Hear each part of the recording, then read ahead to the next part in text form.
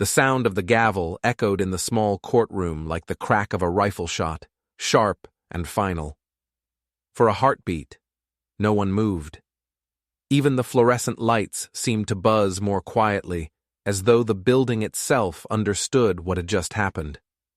Rachel stood frozen, her hand still half raised as if she might somehow call back the judge's words. Eric stared at the floor, his jaw clenched so tight I could see the muscle pulsing near his temple.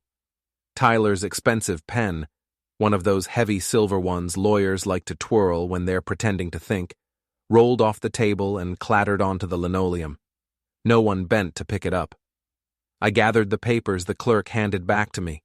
My fingers trembled, not from fear, but from the rush of adrenaline still coursing through me. The judge's eyes had softened just a little when she said, "We're done here." It wasn't sympathy, not exactly, more a kind of weary respect. I'd seen that look before, years ago, when I was still running job sites and had to stand up to inspectors who tried to bully small contractors. That mix of frustration and reluctant acknowledgement. "You did your homework, old man." The bailiff opened the side door, and I walked out before anyone else could say a word. My knee protested each step, the dull ache spreading up my leg, but I refused to limp. Outside, the rain had slowed to a drizzle. The courthouse steps gleamed slick and dark, the sky a sheet of pewter. I paused under the overhang, letting the chill air hit my face, breathing it in like it might wash the courtroom stink off me. Behind me, the doors opened again. Voices spilled out, raised, frantic, trying to stay low enough not to draw attention, but loud enough that the words carried anyway. Rachel's voice first, sharp and desperate. "You said it was sealed. You told me there was no record." Then Linda's, tight with panic. "I don't know how he got it, Rachel. Those inspection notes were supposed to be archived. He must have made copies." Tyler muttered something about damage control, about calling a friend at the city legal department. I didn't turn around.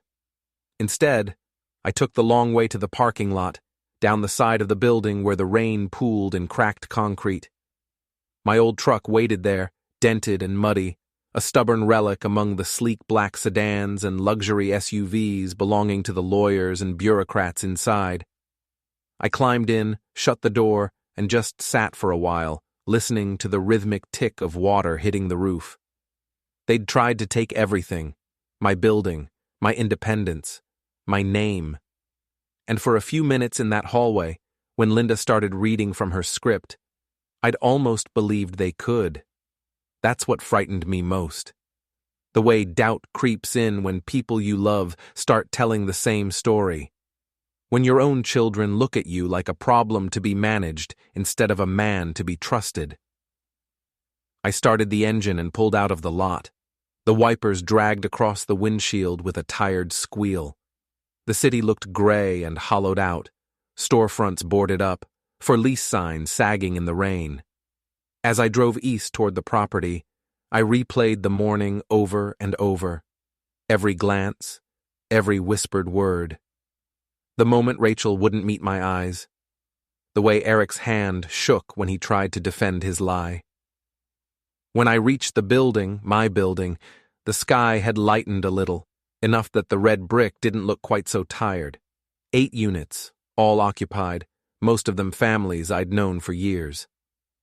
I parked by the side entrance and walked the perimeter. The gutters were clear. The new security light I'd installed last week flickered on as I passed beneath it. I'd done everything right, everything by the book, and still they'd painted me as a madman. In the basement laundry room, the air smelled faintly of bleach and damp concrete. The walls bore the faint scars of the sanding job Eric and Tyler had done, uneven patches where they'd scraped through layers of old paint. I'd documented every inch of it, every safety violation, every dust sample Mike Kearns had collected before retiring. I remembered the night Mike came over with his old inspection kit. He'd looked around, shaking his head. They did this without a containment tent? Jesus, Danny, they're lucky nobody got poisoned. I'd kept those photos sealed ever since. Not because I wanted leverage, but because I knew how this family operated. My kids had grown up smart and ambitious, but somewhere along the way, ambition turned to greed. Rachel, always the planner, saw the property as a retirement fund waiting to be cashed in. Eric wanted to convert the top floors into luxury lofts. Tyler, the lawyer, wanted to manage the deal, pocket his percentage. Maddie just wanted the bragging rights. They thought I'd go quietly, that I'd be too confused, too tired to fight. They'd misjudged the man who built that building from a pile of dirt and scrap 20 years ago, working nights, laying brick with my own hands after my day job. I switched off the basement light and climbed the stairs. The hallway smelled like detergent and frying onions. Mrs. Alvarez from Unit 2B opened her door a crack when she heard me. "Senor Brennan, is everything okay? I saw your daughter here last week with men taking pictures." "It's fine, Rosa," I said, forcing a smile. "Just a misunderstanding." She frowned. "They said maybe new management was coming." "Not anymore." She nodded slowly, then smiled with relief. "Good. You take care of this place." That simple faith hit harder than anything that happened in court. I went upstairs to my apartment and sat at the small table by the window. The rain had started again, soft and steady. Across the street, a bus hissed to a stop, and for a moment the world looked almost peaceful. I thought about calling someone, an attorney maybe, or Mike, to start preparing for whatever came next, because this wasn't over. Rachel and her crew wouldn't just walk away after a public humiliation. They'd regroup, reframe the story, try again under some new pretense. They always did. But for tonight, I allowed myself a small victory. I poured a cup of coffee, black and bitter, and stared at the envelope now resting on the table. The same envelope that had changed everything with two simple words typed on the first page: hazardous exposure. That phrase had been my lifeline, the key that turned the entire case on its head. The judge saw it and knew immediately what it meant. Liability, fines, lawsuits, headlines. Funny how the truth can look like a weapon when people are hiding lies. I leaned back and closed my eyes. Memories drifted in. Rachel as a little girl, sitting on the kitchen floor with a box of nails, sorting them by size while I fixed a broken chair. Eric learning to drive in the old truck, grinding the clutch but laughing the whole time. How did we get from there to this? When did love turn into paperwork and petitions? Later that evening, the phone rang. Unknown number. I let it go to voicemail, but the message came through clear enough. Linda's voice, brittle and controlled. "Mr. Brennan, this is Attorney Pasternak. I'd appreciate a call back at your earliest convenience. There may be options for resolving this quietly." Quietly. That word again. That's how people like her survive. By keeping things quiet. Sweep the dust under the rug, pay a fine, sign a non-disclosure, move on. I deleted the message without replying. Some things don't deserve silence. By morning, the local paper would probably run a tiny notice about the petition being denied, buried between zoning announcements and traffic updates. But I wasn't done. I printed duplicates of the inspection files, logged the timestamps again, and prepared a formal complaint to the city health department. Not out of revenge, though I'd be lying if I said that didn't feel good, but because the tenants deserved better than to live with invisible poison in their walls. The next few days passed in a strange calm. Rachel texted once, a simple, "Can we talk?" I didn't answer. Eric drove by the building but didn't come in. Tyler sent an email full of legalese about misunderstandings and family reconciliation opportunities. I archived it unread. On Friday, I met Mike for lunch at the diner near the river. He slid into the booth across from me, a manila folder under his arm. "Heard about the hearing," he said. "You really dropped the hammer, huh?" "Just told the truth." He chuckled. "That's rarer than it should be in court." He pushed the folder toward me. "City's reopening the case. They're taking it seriously this time." I opened it and skimmed the pages. New inspection orders, formal citations, potential penalties. Tyler and Eric's names listed under responsible parties. My pulse steadied for the first time in weeks. Mike sipped his coffee. You know they're gonna come after you again, right? Maybe not through court. Maybe they'll try to buy you out, pressure the tenants, something slick. I know. What are you gonna do? I looked out the window. The river glinted dull silver under the overcast sky. Same thing I've always done. Keep the lights on.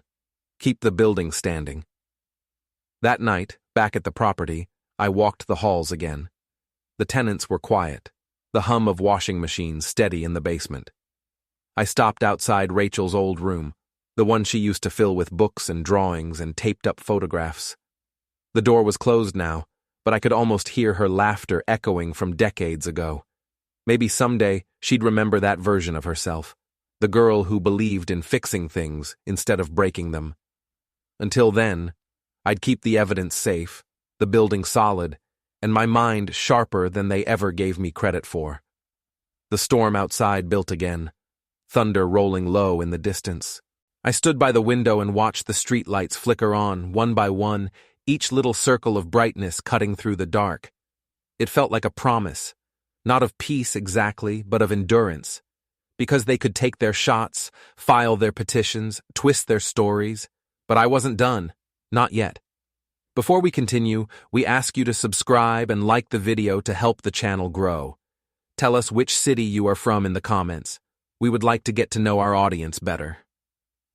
The courthouse hallway had mostly emptied, the echo of footsteps fading toward the main exit, but the air still vibrated with tension.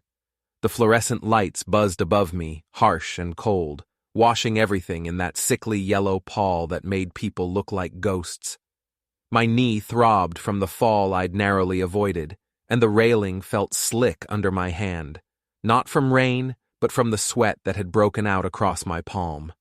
I took one slow breath, then another, willing my pulse to settle.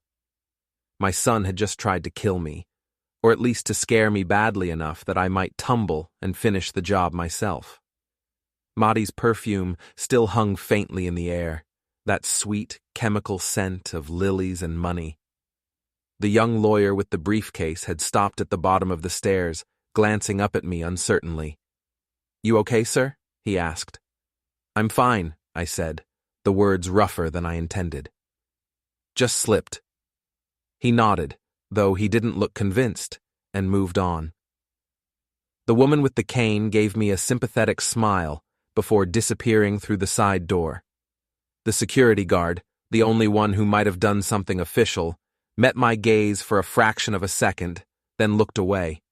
He'd seen enough courthouse drama to know better than to get involved. By the time I made it to the parking lot, the rain had started again. Steady, cold, relentless.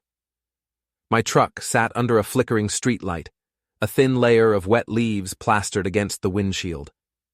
I sat inside for a while, the engine off, listening to the rhythmic patter on the roof. Every drop felt like a countdown. Eric's words echoed in my head. One way or another, you're out. He'd said it like a promise, not a threat. I turned on the ignition and drove. Not home. Not yet. My hands were shaking too much, and I needed to think. I stopped at a diner a few blocks from the courthouse, one of those all-night places with cracked vinyl booths and a waitress who called everyone Han. The kind of place where you could sit for hours and nobody cared. The waitress poured me coffee without asking. "Rough day," she said, setting down the cup. "Something like that." She gave a knowing nod and drifted away. I stared at the steam rising from the mug and thought about Maddie's face in that hallway.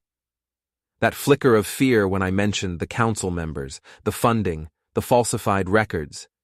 She was ambitious, sure, but underneath the polish she was scared of exposure. That was her weakness. Eric's was his temper. Rachel's was guilt. Tyler's weakness was pride, and pride always made people careless. I pulled out my phone and scrolled to Mike Kearns's name. The last time I'd seen him, we'd been standing in the basement of my building, dust masks around our necks, both of us coughing from the stench of old lead paint. "You gotta document this," Mike had said. "They'll deny it later. Always do." And I had. Every photo, every timestamp, every note he'd written in that precise inspector handwriting. Now it was all evidence. When I texted him, "We need to meet. Tonight. It's war," his reply came almost instantly. "'Bout time." I stayed at the diner another half hour, long enough to let the caffeine steady me. Then I drove to the riverfront, where Mike lived in a converted warehouse that looked like it might collapse, but somehow never did. He was waiting by the door when I pulled up, a cigarette glowing between his fingers, rain dripping off the brim of his cap. "Hell of a night," he said as I climbed out. "You look like you went 12 rounds with a bulldozer." "Close enough," I said. Eric shoved me, almost went down the stairs. Mike's expression darkened. "You report it?" "To who? The same cops who'll call it a family misunderstanding? I've got bigger plans." He nodded and motioned me inside. The place smelled like sawdust and motor oil. The walls were lined with old inspection files, stacks of folders organized by year. Mike had retired, but he'd never stopped working. Not really. "So," he said, dropping into his chair, "you ready to take the gloves off?" "I was born ready," I said. "But I need to be smart. They'll come at me hard after today. Rachel's firm will spin this as elder instability. Tyler will draft statements. Maddie will call her media contacts. Eric, he'll just lash out." Mike stubbed out his cigarette. "Then we hit first. We make it official." He opened a file drawer and pulled out a thick binder. "City's been looking for leverage on Pasternak's clients for months. They don't like her methods, but she's got connections. You hand them something solid, something that sticks, they'll bite." I sat down across from him. "You think they'll go after my kids?" "If what you've got shows code violations and exposure risks to tenants, they won't have a choice. You didn't force them to cut corners, Danny. They did that themselves. All you did was keep receipts." I thought about the tenants, Rosa and her 2 boys in 2B, the young couple upstairs expecting their first child, the retired teacher in 1A who baked cookies every Christmas. They trusted me to keep their home safe, and I had, until my own family had endangered them. "All right," I said finally. "Let's do it." We spent the next 2 hours reviewing everything. Mike cross-checked the dates, matching my photos to inspection logs. He whistled when he saw the timestamp from the day Eric and Tyler rented the sander. "This right here," he said, tapping the page, "is your smoking gun. No containment tent, no mask, no disposal logs. Lead dust all over the floor. They'll never talk their way out of that." By midnight, we had everything packaged. Copies of reports, affidavits, photographs, statements from 2 tenants who'd complained about strange odors and coughing fits after the renovation. Mike printed duplicates and sealed them in a heavy envelope. "Take this to the city health office first thing tomorrow. Ask for Karen Patel. She's tough, but fair. Tell her it's urgent." I nodded. My hands still shook when I reached for the envelope. Not from fear this time, but from the cold, electric focus of someone who's crossed a line and knows there's no going back. As I was leaving, Mike stopped me. "Danny," he said, "you sure you're ready for what comes next? This isn't just court squabbles anymore. You're about to drag your kids into criminal territory." I looked at him, rain dripping off my coat. "They dragged themselves there. I'm just shining a light." The streets were empty when I drove home. The rain had eased into mist, the kind that blurred the streetlights into halos. When I parked outside my building, the windows glowed softly, each one a little square of warmth in the dark. For the first time in weeks, it looked like home again. Inside, I made tea instead of coffee, something calming, though it didn't work. I spread the copies of the evidence across my kitchen table, the same table where Rachel used to do her homework and Eric built model airplanes, the same table where, years ago, I'd told them their mother was gone. That was the first time I saw that look in Rachel's eyes, the calculation, the way she measured grief against practicality. She was 16 then, already more adult than I wanted her to be. I used to think she got that strength from me. Now I wondered if it had always been something colder. The night stretched on. Every sound outside made me flinch. The wind rattling the fire escape, a car door slamming, distant sirens. Around 2 a.m., my phone buzzed again. A message from an unknown number. You should have stayed quiet. No name, but I didn't need one. The phrasing had Tyler written all over it. He liked control, liked reminding people of the consequences of disobedience. I stared at the message for a long time, then turned the phone face down. I wasn't playing their game anymore. At dawn, I drove to the health department. The receptionist looked startled to see someone waiting when they unlocked the doors. Karen Patel came out 15 minutes later, hair pulled back, coffee in hand. When I told her who I was and what I had, she ushered me straight into her office. By the time I finished explaining, she looked grim. Mr. Brennan, if what you're saying is true, there's potential criminal negligence here. You understand that, right? I do. Your family made their choices. She studied me for a long moment, then nodded. We'll investigate immediately. She locked the envelope in her desk. You did the right thing. When I stepped back outside, the sun was rising, thin and pale behind the clouds. The city looked washed clean. For the first time in weeks, I felt steady. Not happy, not safe, but grounded. Like the world had tilted back toward truth, even if just a little. That afternoon, Rachel called. I almost didn't answer, but curiosity got the better of me. Dad, she said, her voice brittle. What did you do?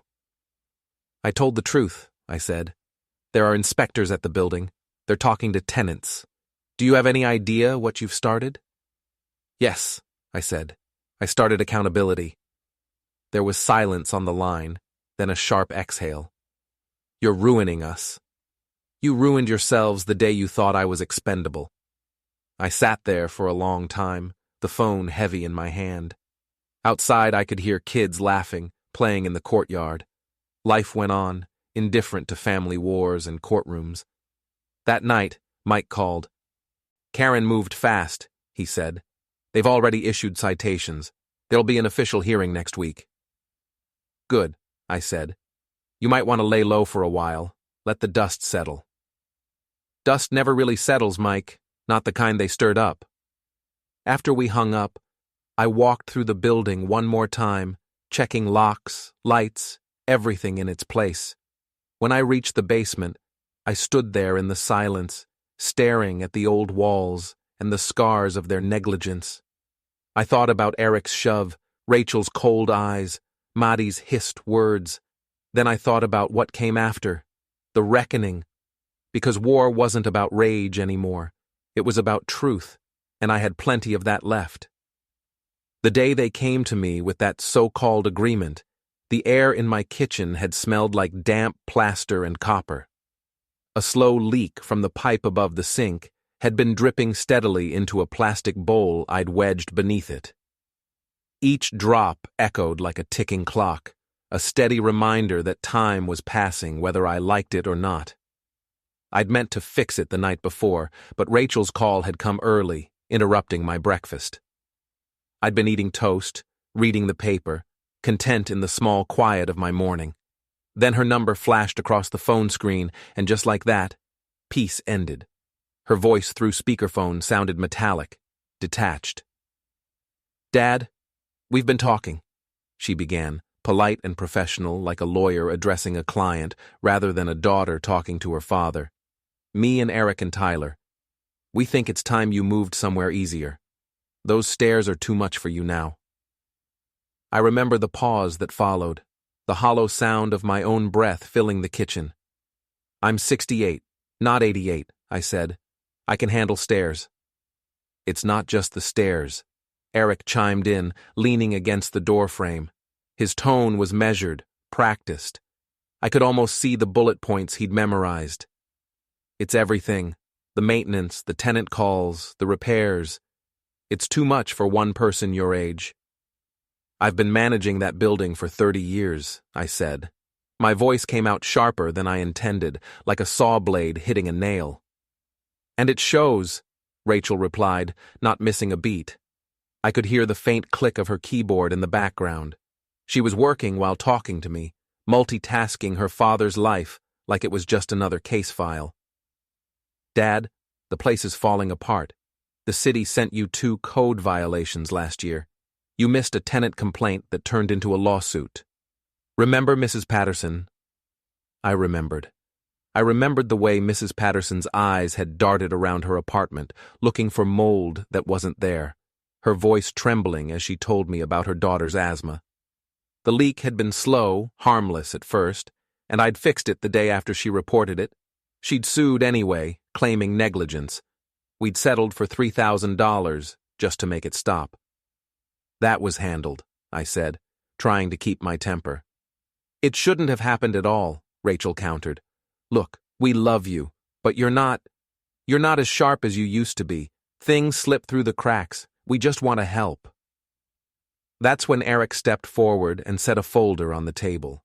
The sound it made when it hit the wood was small, almost delicate, but I felt the weight of it instantly. Inside, clipped neatly, was the document. Temporary Caretaker Access Agreement. The bold letters were printed in a heavy serif font, official-looking, the kind that carries the smell of authority. What is this? I asked. Just a formality, Eric said, sliding it closer with 2 fingers. It lets us help with property management while you focus on taking care of yourself. Temporary. 6 months, maybe a year. Then we reassess. I flipped through the first page, my thumb smudging the edge of the paper. It didn't take long to see what it really was. Not temporary, not a formality. It was a transfer of management authority, permanent until revoked, and there was no clause for automatic review. It gave them access to my accounts, my tenant files, the right to sign leases, handle repairs, even collect rent, everything. This isn't help, I said, looking up. This is a takeover. Dad, get out, I said quietly. Be reasonable, Rachel said, her voice still on speaker, calm and soothing like she was talking to a patient instead of her father. Get out of my house. For a moment, no one moved. The sound of water dripping into the bowl filled the silence. Then Eric exhaled slowly, that condescending breath people take when they've decided they're right and you're not worth arguing with. Dad, he said, you're not useful like you were. This is better for everybody. Those words, not useful. They landed like a hammer blow. 30 years of sweat, calluses, long nights fixing broken boilers and painting walls, reduced to uselessness in a single sentence. I stared at him, this grown man who used to ride on my shoulders when he was 5, who used to fall asleep in the truck while I worked late.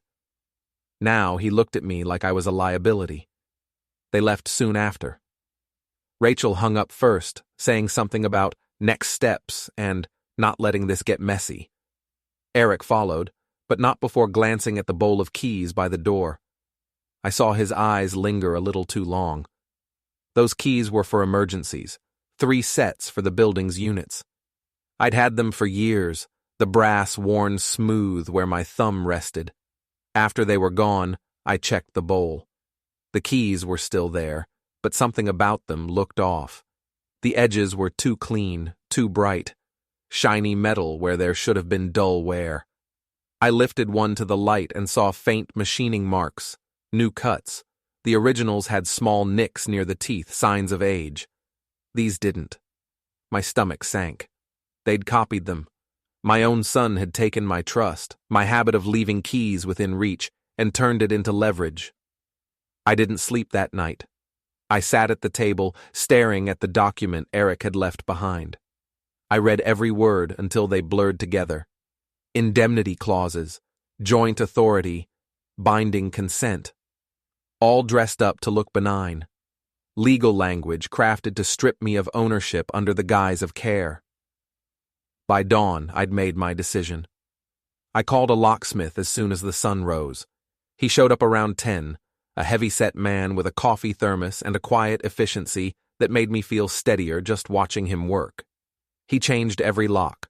Front door, basement, storage, every unit access point. $800, cash. When he finished, he handed me the new keys, neatly labeled. "You sure you want all new systems?" he asked. "That's a lot of locks for one guy." "I'm sure," I said. "Family issues." He nodded like he understood more than he said. "Happens more than you'd think." When he drove away, I stood there on the porch, the new keys heavy in my hand, the cold metal biting against my palm. The building looked the same, red brick streaked with rain, but something inside me had shifted. The space between me and my children had changed shape. It wasn't a misunderstanding anymore. It was a fault line. That night, Rachel called again, her tone sharp this time. "Changing the locks was extreme," she said. "You're making things harder for everyone." "I'm protecting what's mine." "You're paranoid." "I'm careful," I corrected. "We're just trying to help, Dad." "No," I said, my voice steady. "You're trying to replace me." She didn't answer. In the days that followed, I caught signs that they'd been near the property. A car I didn't recognize parked across the street for hours. Mail that had been tampered with, opened, then resealed. A tenant mentioned seeing Eric in the hallway one afternoon, clipboard in hand, pretending to check smoke detectors. They were testing the boundaries, seeing how far they could go. I documented everything, dates, times, photos. I bought a cheap security camera and aimed it at the main entrance. It wasn't about paranoia anymore. It was about proof. Sometimes, late at night, I'd catch myself staring at the old family photos on the shelf. Rachel at her college graduation, Eric holding his first toolbox, both of them smiling with the pride of youth and promise. I'd wonder when that pride had curdled into entitlement, when my guidance had turned into something they resented. I'd given them everything I could: money, time, opportunity. But maybe what I gave most was the sense that they were owed something, that everything I'd built was simply waiting for them to claim. 2 months later, standing in that courthouse hallway with my knee throbbing and my hands shaking, I finally understood that the moment with the keys, the day I saw those shiny copies, had been the real beginning. That was when they stopped being my children and started being my adversaries. That was when trust died, quietly in the corner of my kitchen, under the steady drip of a leaking pipe.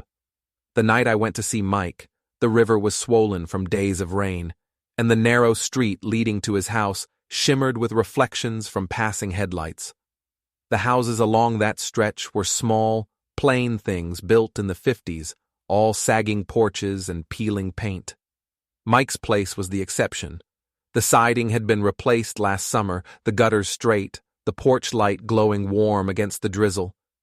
There was something about that light. It always seemed to be on, no matter how late you came by. It said, "I'm still here. I'm still watching." He opened the door before I even knocked twice. "Come in," he said. "You look like hell." Feel worse. Inside, the air smelled of coffee, tobacco, and old paper. His living room was a maze of stacked boxes, inspection manuals, binders, and city code books with cracked spines. There were photos on the wall, construction sites, ribbon cuttings, inspectors in hard hats standing proudly beside condemned buildings that had been rebuilt instead of torn down. Mike had been part of the city longer than most mayors. Retirement hadn't softened him. It had only given him more time to think. He led me to the dining table, a scarred oak surface buried beneath folders and coffee rings. "You want something to eat?" he asked. "No." I sat down heavily. "Just coffee." He poured it thick and black from an ancient percolator, the kind that hissed like a small engine. The warmth hit my hands, but it didn't reach the rest of me. I started talking before I could lose the nerve. I told him everything, about the hearing that morning, the lies, the fake medical records, the envelope that turned the room cold. I told him about Eric's shoulder check in the hallway, how close I'd come to tumbling down those courthouse steps. And finally, about the words that wouldn't leave my head, "You're not useful like you were." Mike didn't interrupt. He sat there, elbows on the table, the lines around his eyes deepening. When I finished, he let out a slow breath through his nose. "You sure you want to go down this road?" "I'm already on it," I said. He studied me. "What do you want to do?" "I want them to hurt," I said. "The way they hurt me." "Hurt how? Legally? Financially?" "All of it." I pulled my notebook from my coat pocket and flipped it open.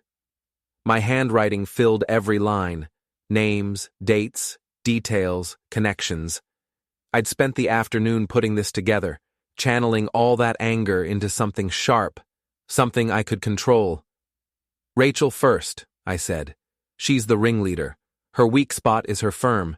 She's built her entire identity around ethics and image.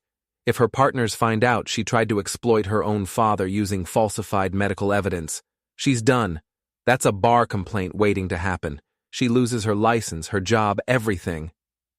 Mike nodded slowly. "And Eric?" "His startup's about to close a funding round, $2 million from investors who think he's a genius. He told them he'd soon control a multi-unit property, my building, as collateral. If that deal falls apart because of liability questions or pending city investigations, those investors will run for the hills. No funding, no startup, no second chances." He sipped his coffee. "Maddie?" I leaned back, feeling the bitterness settle in. "She's building her brand, some kind of influencer empire. Wedding planner, luxury lifestyle consultant, image coach, whatever the hell it is. Her business runs on perfection, public perception. If a whisper of scandal hits her name, if anyone connects her to a family trying to declare an old man incompetent for profit, that brand collapses. Sponsors pull out, clients vanish. Her curated little empire crumbles overnight." Mike tilted his head. "And Tyler?" That one made me smile. Not a pleasant smile, but a cold, thin one that surprised even me. "Tyler's a lawyer, right? The one who thinks he's smarter than everyone else in the room. He advised Eric and Rachel on property transfer law. Problem is, he's only licensed in this state. The advice he gave involved my assets in 2 others. That's unauthorized practice of law, disbarment territory. All I have to do is show the emails, and the Bar Association will eat him alive." Mike sat back in his chair. His eyes were steady but sad. "You're not looking to hurt them, Danny. You're looking to destroy them." "They tried to destroy me first," I said. "They wanted to strip me down to nothing, my home, my building, my name. They wanted to make me into a ghost who signed whatever they put in front of him. They deserve to see how that feels." "And if they push back?" he asked quietly. "Let them." I met his eyes. "I'm 68 years old with a bad knee and a lifetime of receipts. They're in their 30s, standing on paper pedestals they built with my money. They've got careers, reputations, fragile little images that crumble if you look at them too hard. Me? I've got nothing left they can take." He nodded slowly, then poured us both another cup of coffee. The liquid sloshed darkly into the mugs, steam rising between us like the ghost of some old factory we both used to work in. "What's the timeline?" he asked. 3 weeks, I said. "The wedding." His eyebrows lifted. "You're going to do this at their wedding?" "No," I said, shaking my head. "I'm going to set it up so that by the time the wedding happens, they're already burning. The reception will just be where they realize they can't put out the fire." Mike leaned back, his chair creaking. "You always were one for dramatics." "This isn't drama," I said. "This is justice." He stared at me for a long time. "You're not the same guy who came to my house last year asking about repair permits." "No," I agreed. That man still believed in fairness. We started mapping it out, piece by piece, like a pair of old soldiers planning one last campaign. Rachel's firm was the first target. Mike still had contacts in the city records department, people who owed him favors. He could get copies of the inspection notes and the health department report that linked her and Eric to the unlicensed renovation. I'd write an anonymous complaint to the ethics board, attaching those documents. The timing would be perfect, just before her quarterly performance review. Eric was next. Mike helped me pull property filings and startup documentation from the public registry. We found his company's name on a pending real estate acquisition request, the same building I owned listed as under family management transition. Fraudulent, easily proven. A quiet leak to one of the investors' attorneys would raise all the right alarms. Investors fear one thing above all else: unpredictability. Madi required finesse. I didn't want to humiliate her publicly. I just wanted her to feel what manipulation tasted like. We discovered that one of her sustainable decor sponsorships was using imported materials mislabeled as local. Mike knew a journalist at the Chronicle who specialized in consumer fraud. An anonymous tip with photos from her social media would be enough to make that story explode. Her brand would suffer without me ever being mentioned. Tyler, though, that was where it would sting. He'd sent me several emails detailing how they could temporarily assume management responsibilities while avoiding probate issues. He'd used language that directly cited out-of-state statutes. I printed them, highlighted the lines that proved unauthorized practice, and tucked them into a folder. One copy for the Bar Association, another for my lawyer, and one more for Rachel's firm, so she'd have to watch him fall. By midnight, the table was covered with notes, arrows, timelines. Mike had drawn a crude calendar on a napkin, marking each step like a demolition schedule. 3 weeks, he said. That's not much time. It's plenty, I said. They've been laying the groundwork for months. All I have to do is pull a few bricks out of the wall and let gravity do the rest. He nodded, then lit a cigarette, though he'd quit years ago. The smoke curled through the lamplight. You sure you can live with this? Once it starts, there's no going back. I can live with it, I said. What I can't live with is being erased. We talked until nearly 3 a.m. By the time I left, the rain had stopped, and the air smelled like wet earth and the faint metallic tang of the river. The street was quiet. I stood by my truck for a long time before getting in, staring back at Mike's porch. He was still standing in the doorway, watching me go, that eternal light behind him. He raised his coffee mug in a silent salute. On the drive home, I replayed every moment with my children, every warning sign I'd ignored. Rachel's clipped tone when she talked about succession planning, Eric's casual entitlement, Tyler's professional arrogance, Madi's constant filming, documenting everything except honesty. They'd all been building something out of me, carving me into a stepping stone for their own ambitions. When I got home, I sat in the dark for a long while, the house silent, except for the hum of the refrigerator and the tick of the clock on the wall. The calendar above my desk caught my eye. The date of the wedding circled in red. I picked up a pen and wrote one word beside it in block letters: final. The next morning I started making calls. Quietly, carefully. I wasn't going to yell or threaten or demand. I'd learned something in that courtroom. Power doesn't shout. It whispers, then waits for people to realize it's already too late. I called Mike first to confirm he'd reached his contacts. Then I emailed the Chronicle tip line, attaching screenshots of Madi's supplier invoices. I printed the complaint forms for Rachel's Bar Association and filled them out by hand, steady and precise. Every letter, every detail, factual and unexaggerated. The truth was powerful enough. By the time the sun set that day, the first domino had already tipped. Rachel's firm received an anonymous ethics inquiry. Eric's investors began asking questions about property ownership verification. Madi posted a photo of her morning latte without realizing her biggest sponsor had just pulled their contract. Tyler wouldn't hear from the bar for another week, but when he did, the letter would come certified, crisp, official. 3 weeks. That was all it would take. I wasn't rushing it. Fire needs oxygen, after all. You light it, you feed it, then you stand back and let it burn. I looked at the calendar again before bed. Final. I thought about what Mike had said, about not being the same man I'd been a year ago. He was right. I turned out the light and went to bed, with the faint smell of smoke still in my imagination, the promise of something cleansing on the horizon. It goes faster than you'd think, I'd told Mike, and I meant it. Because once a family decides to destroy itself, all you have to do is stop holding it together. Then gravity and truth take care of the rest. They came at 2 a.m. on a Thursday. I'd been expecting them, not that night specifically, but soon.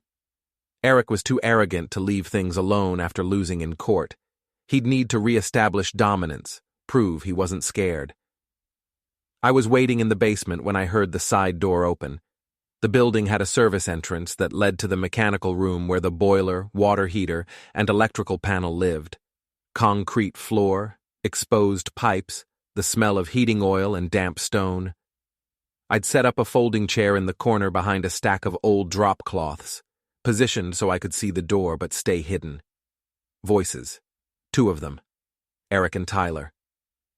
They came in quietly, or trying to be quiet anyway.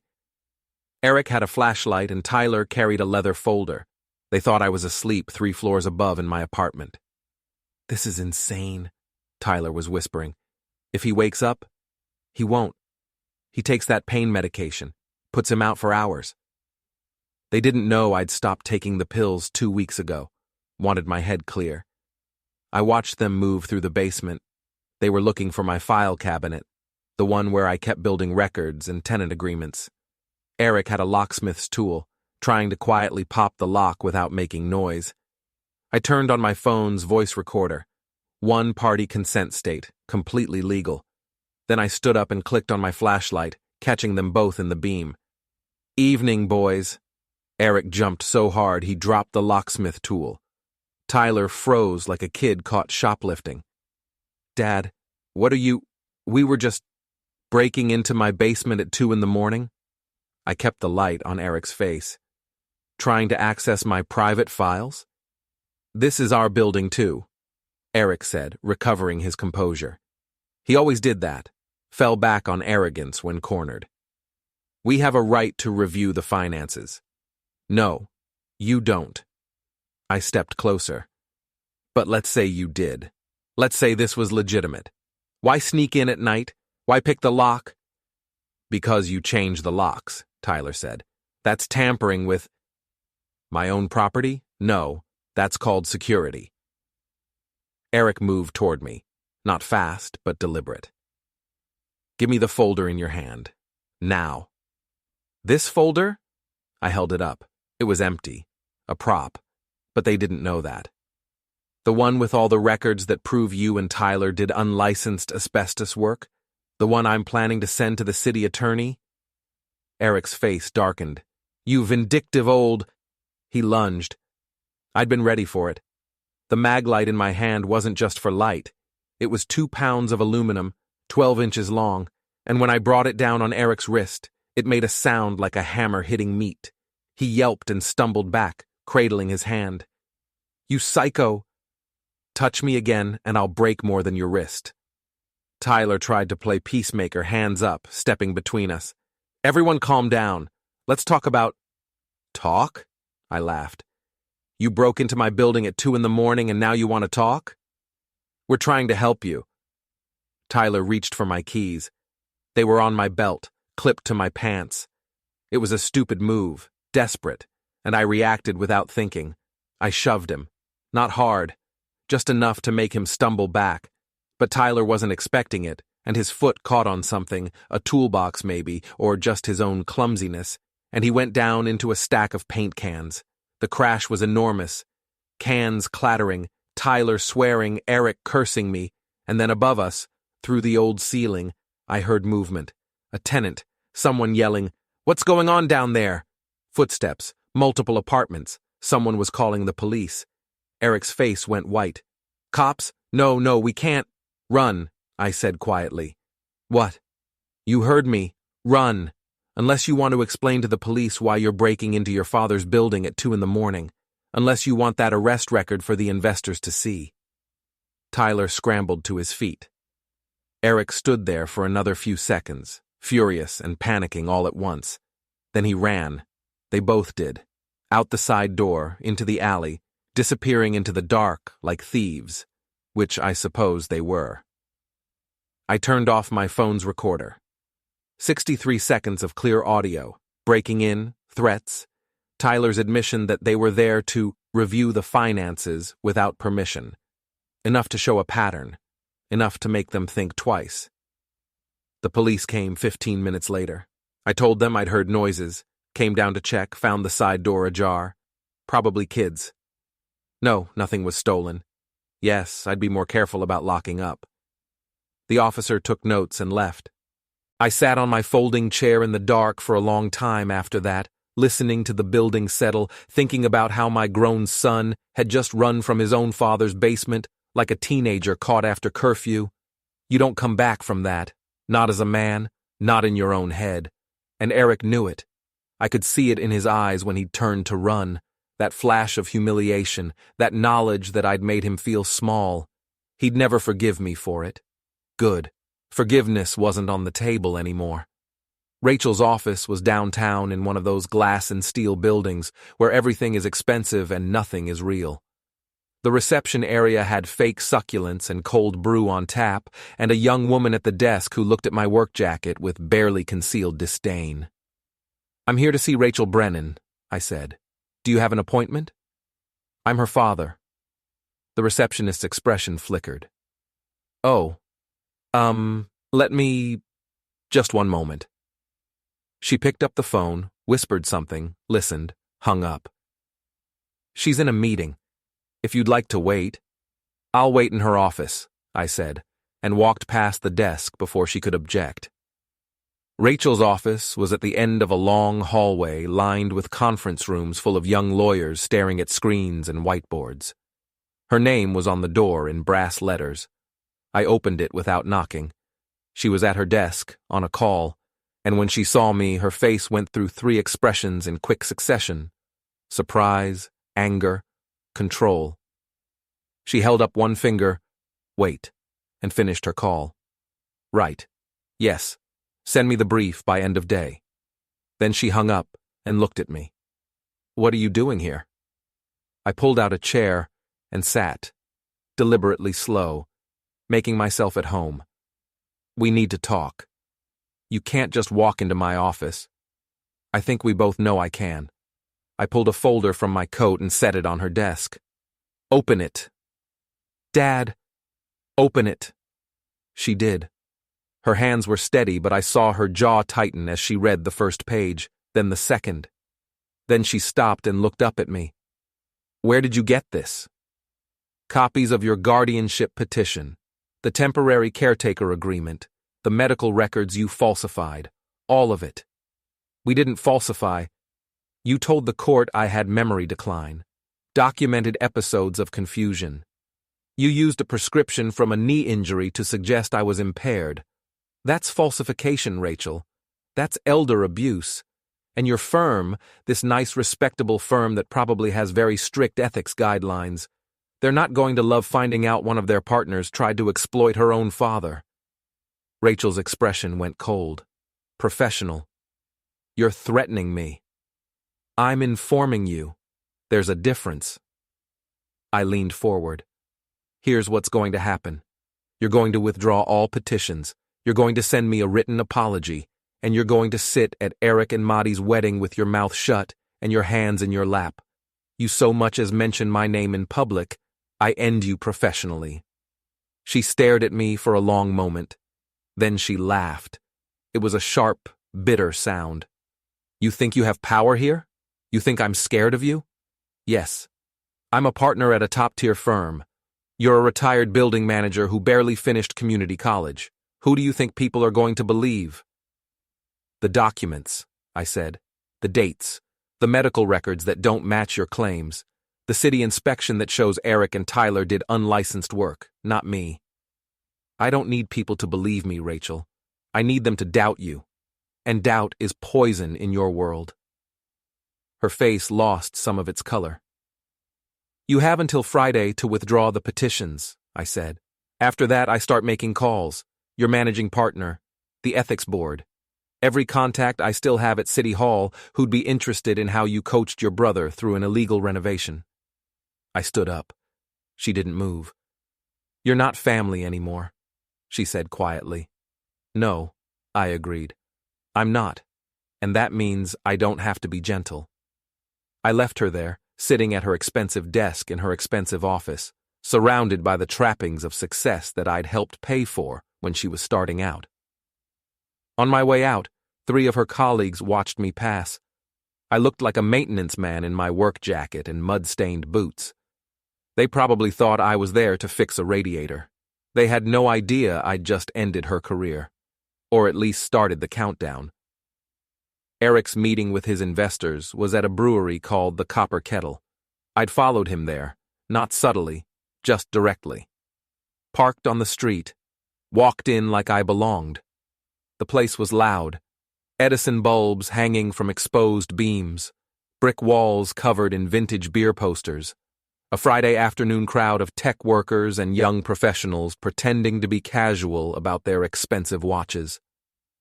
Eric was at a corner table with 2 men in their 40s. One wore a blazer with jeans. The other had on a polo shirt and designer glasses. They looked like money. I walked straight to their table and sat down. "Dad, what the—" "Gentlemen," I said, ignoring Eric. "I'm Daniel Brennan, Eric's father. I wanted to congratulate him on his big deal." The man in the blazer glanced at Eric, confused. "I'm sorry, who—" "The property deal," I said. "The 8-unit building by the lake that he's about to take control of. That's a smart acquisition. Real value there." Blazer Guy's expression shifted. He looked at Eric. "I thought the acquisition was already complete." "It's in progress," Eric said. His voice was tight. "In progress," I repeated. "Right. See, that building is mine, fully paid off, and Eric here is trying to force a sale through a guardianship petition. But between you and me," I leaned in conspiratorially, "the city might have some questions about recent renovation work, specifically about asbestos handling. Could delay things. Liability issues, you know how it is." The second investor, the one in the polo shirt, set down his beer. "Asbestos?" "Nothing confirmed," Eric said quickly. "He's just—" "Oh, it's confirmed," I said. "I have inspection photos. Dated, clear violations. $2 million is a lot to risk on a property that might have contamination issues." Polo shirt looked at Blazer Guy. Blazer Guy looked at Eric. "I think we need to revisit our timeline," Blazer Guy said carefully. "No, wait!" Eric started to stand, but I was already getting up. "Just wanted to say congratulations," I said. "Exciting times." I walked toward the door. Behind me, I heard chairs scraping, Eric's voice rising, Blazer Guy saying something about additional due diligence. Eric caught up to me at the exit. He grabbed my arm hard, fingers digging in. "You son of a—" I yanked free. "Don't touch me again." It wasn't loud, but it was loud enough. Half the bar heard it. People turned to look. Some guy at the next table even stood up halfway, like he might intervene. "Don't touch me again," I repeated, louder this time, clear. Witnesses. Eric realized what I'd done. I was building a record. Each confrontation, each time he put hands on me, I made sure people saw, made sure there was evidence. So when this all came to a head, nobody could say I was the aggressor. His face went red.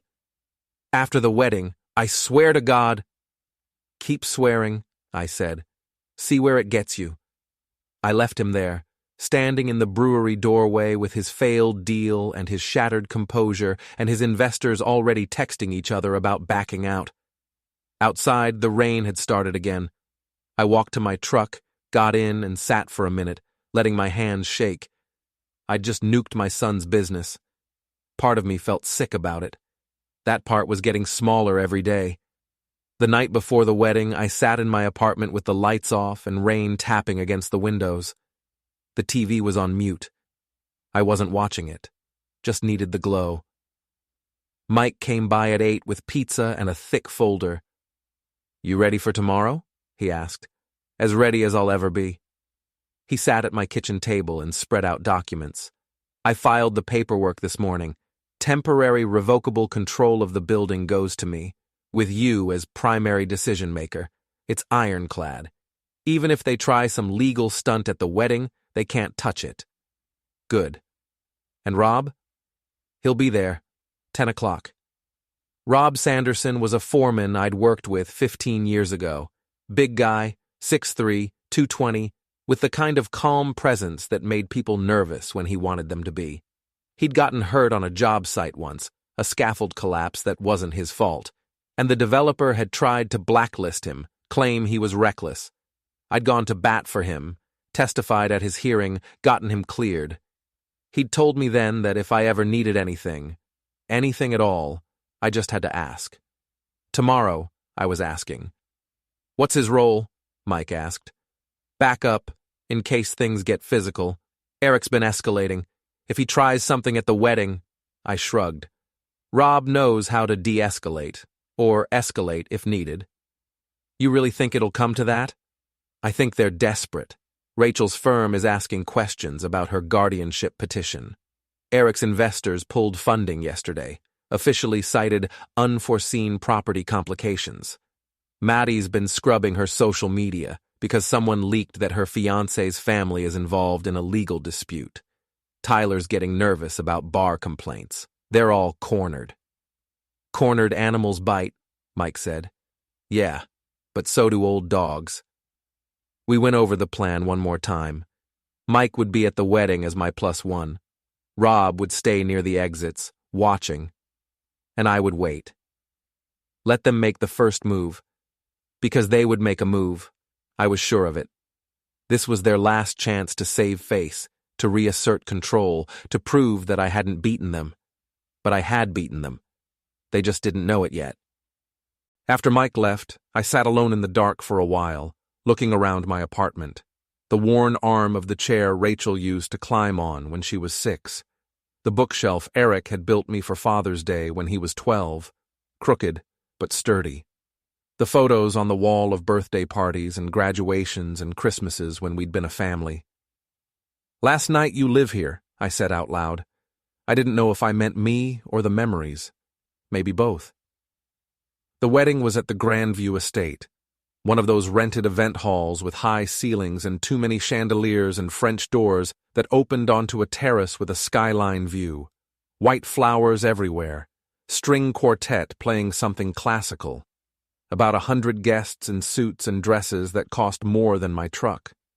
I wore my one good suit, the charcoal one I'd bought for Rachel's wedding 8 years ago. It still fit, barely. My knee ached, and I'd taken 2 aspirin before leaving, but my head was clear. Mike met me at the entrance.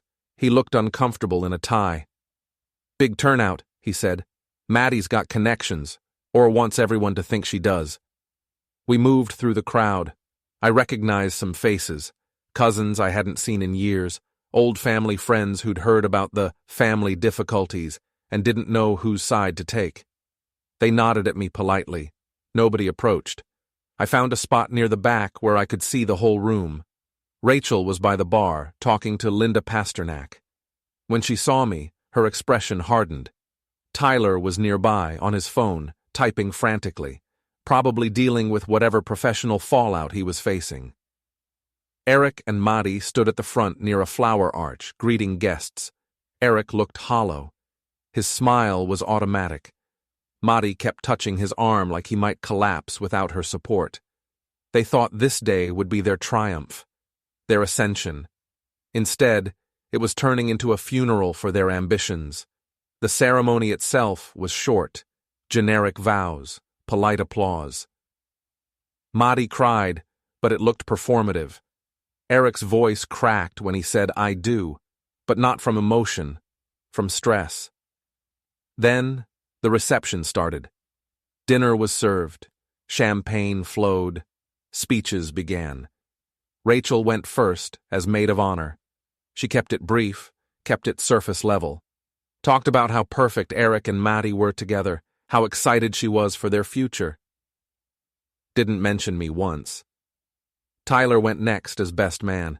He told some story about Eric in college that was supposed to be funny but fell flat. People laughed anyway. Then Eric stood up for his groom's speech. He had note cards. His hands were shaking. "I want to thank everyone for being here today," he began.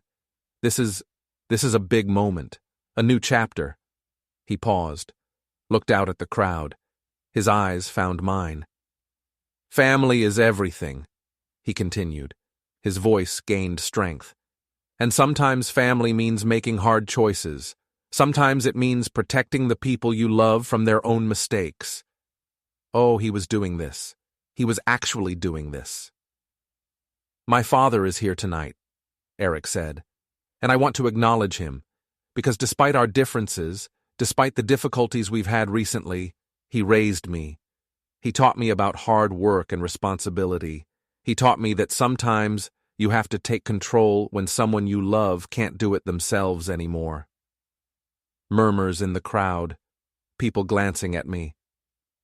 "So, Dad," Eric said, looking directly at me, "I hope you know that everything we're doing, everything we've tried to do, it's because we care. It's because we don't want you to struggle alone anymore." It was a masterclass in public manipulation. He'd just told 100 people that I was incompetent, that they were trying to help me, that I was the one being difficult, and he'd done it under the guise of a tribute. Maddie touched his arm, smiled at the crowd. "We love you, Daniel," she said into the microphone, her voice dripping with false warmth. The crowd clapped, polite, uncertain applause. I stood up. Mike grabbed my arm. "Don't," he whispered. "Not yet." But I was already walking toward the front. Eric's face went pale as I approached. Rachel stood up from her table. Tyler moved toward the exit, probably wondering if he could get to his car before things exploded.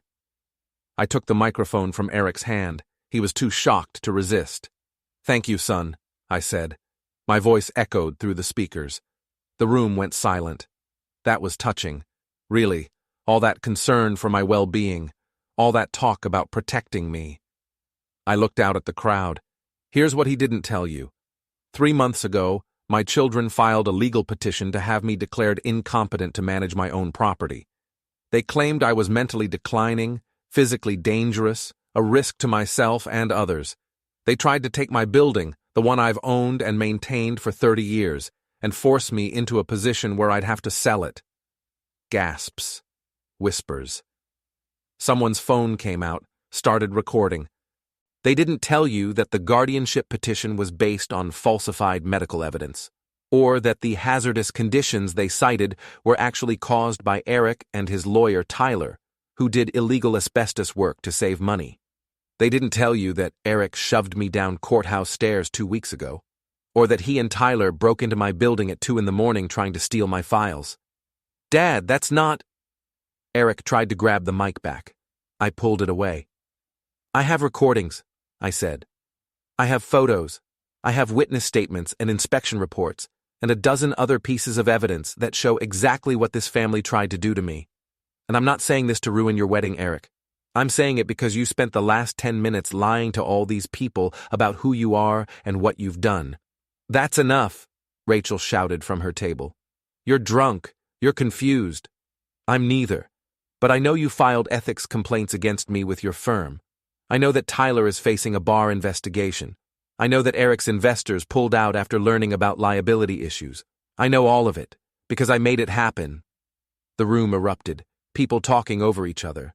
Someone's aunt demanding to know what was going on. One of the groomsmen telling me to sit down. But I wasn't done. "You wanted to take my life apart piece by piece," I said, looking at my children.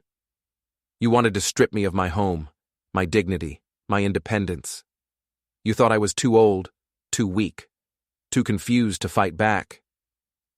I set the microphone down on the table, spoke without it, letting my voice carry naturally. "You were wrong." That's when Eric hit me. Not a punch, exactly. More like a wild, desperate shove that caught me in the chest and sent me stumbling backward. My knee gave out and I went down hard, hitting the floor in front of 100 witnesses. The room exploded, guests shouting, Maddie screaming, Rachel pulling Eric back. And then Rob was there, big, calm Rob who'd been waiting by the terrace doors, stepping between me and Eric with the kind of presence that made everyone freeze. "We're done here," Rob said quietly. Not to me, to Eric. Mike helped me up. My knee was screaming, but nothing was broken. Eric stood there, breathing hard, his face twisted with rage and humiliation and something that might have been grief. "You destroyed us," he said. "You destroyed your own family." "No," I said. "I stopped you from destroying me. There's a difference." Security was coming. Real security, not Rob, but the venue's guys. Someone had called the police, too. I could hear sirens in the distance. Mike pulled me toward the exit. "Time to go." I let him lead me out, through the crowd of stunned guests, past my children who stood there with their shattered wedding and their ruined reputations and their complete inability to understand what had just happened. Outside, the rain had started again, cold and clean. "You good?" Mike asked. "Yeah," I said. "I'm good." We got in Mike's car. He drove me home, didn't speak, didn't need to. 3 days later, I got an email from Rachel. Subject line, "Withdrawal of petition." She'd done it. Officially withdrawn all guardianship petitions, all claims, everything. Tyler had sent a separate notice confirming his withdrawal as their legal counsel. Eric hadn't contacted me at all, but his social media profiles had gone private, and his startup's website now showed paused for restructuring. Maddie's influencer accounts had been deleted entirely. Mike stopped by that afternoon with coffee and a newspaper. "You made the local news," he said, not by name, but there's a story about a wedding reception that turned into a family dispute. Cops were called, but no arrests made. Venue is considering blacklisting the couple for property damage. Property damage? Apparently Eric knocked over a champagne tower on his way out. Very dramatic. I smiled, despite myself. "So what now?" Mike asked. "You won. They're broken. What comes next?" I looked around my apartment, the worn chair, the crooked bookshelf, the photos on the wall that nobody would add to anymore. "I don't know," I admitted. I didn't really think past making them hurt. Revenge rarely has a second act. "Yeah." We sat in silence for a while. Then Mike said, "Rob wants to buy you a beer. Says you earned it. Tell him I'll take him up on that." After Mike left, I walked through my building, checked the boiler, replaced a light bulb in the second-floor hallway, collected rent checks from the tenants who were home. Normal things. Routine things. Mrs. Patterson on the third floor asked if I was okay. "I heard there was some trouble with your family." "It's handled," I said. "Good. We like having you here, Mr. Brennan. You fix things. Not everyone does that anymore." I thanked her and moved on. That night, alone in my apartment, I opened a beer and sat by the window, watching rain run down the glass. I thought about Rachel at 6, climbing on that chair. Eric at 12, building that bookshelf. Tyler proposing to Rachel in my living room. Maddie joining us for Christmas dinner and actually laughing at my jokes. All those memories, all that history, gone now. Burned up in 3 weeks of calculated revenge. I'd won. Stripped them of their money, their reputations, their sense of superiority, made them feel small and powerless the way they'd tried to make me feel. But sitting there in the dark, drinking cheap beer and listening to the rain, I couldn't quite figure out what victory was supposed to feel like. Maybe it wasn't supposed to feel like anything. Maybe it was just the absence of losing. My phone buzzed. Text from an unknown number. "This isn't over. Eric, probably. Or Rachel." Didn't matter. I deleted it without responding. Let them send threats. Let them plot comebacks. Let them burn themselves out trying to regain what they'd lost. I was done fighting. I'd made my point. Taken my revenge. proven that even an old man with a bad knee could hold his ground when cornered. The building settled around me, pipes creaking, floors sighing. Home, mine, paid for. Safe. I finished my beer, turned off the lights, and went to bed. Outside, the rain kept falling. Inside, I slept better than I had in months. They'd thought I'd show up alone. They were right. They just forgot I don't show up empty.